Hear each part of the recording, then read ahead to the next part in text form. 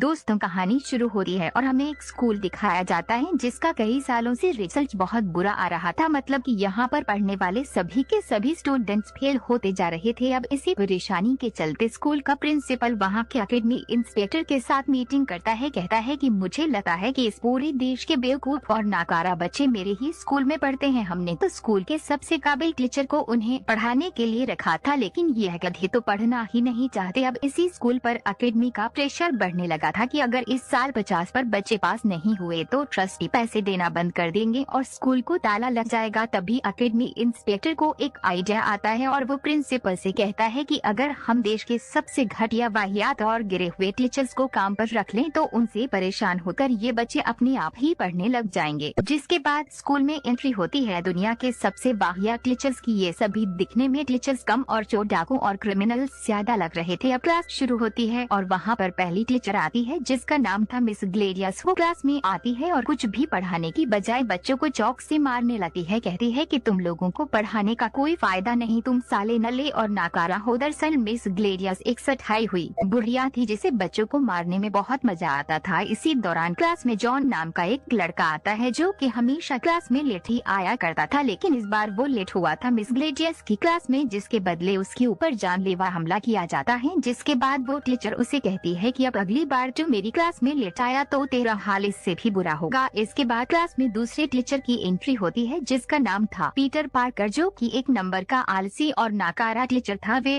पहले ही क्लास में 20 minute late पहुंचता है, जिसके बाद वे बचे हुए 10 मिनट वहीं पर कुर्सी लगाकर बैठ जाता है और बच्चों को अपने नाम के बारे में बताने लगता है। जिसके बाद वे गांजा फूकने के लिए बाहर चला जाता है और वापस आता ही नहीं। इसके बाद अब मार्क नाम के हिस्ट्री टीचर को देखते हैं जो कि गलती से किसी दूसरी क्लास में पहुंच जाता है। वहाँ पर पहले से ही एक पटाखा जर्मन टीचर पढ़ा रही थी। अब मार्क उसे भी एक स्टूडेंट समझ लेता है और उसे कहता है कि चुपचाप वहाँ पर जाकर बैठ जा। हम देखते हैं कि मार्क को नेपोलियन इतना ज्यादा पसंद था कि वो सब कुछ छोड़कर स्टूडेंट्स को नेपोलियन के बारे में ही पढ़ाने लग जाता है। फिर कुछ देर तक उसकी बकवास सहने के बाद वो जर्मन टीचर खड़ी होती है और उसे कहती है कि तू क्या नेपोलियन का कोई भाई है। जिसके बाद वो उससे वहाँ से जाने के लिए कहती है और कहती है कि इस क्लास की टीचर मैं हूँ। अब ये सुनकर मार्क काफी शर्मिंदा होता है और उससे माफी मांगता हुआ क्लास से बाहर चला जाता है। इसके बाद लंच हो जाता है और मार्क अभी भी उस जर्मन टीचर को ही देख रहा था। दरअसल अब उसे वो टीचर पसंद आ गई थी। फिर लंच के बाद होती है स्पोर्ट्स क्लास, जहाँ पर उनका टीचर रॉबर्ट बच्चों को पेड़ पर चढ़ने के लिए कहता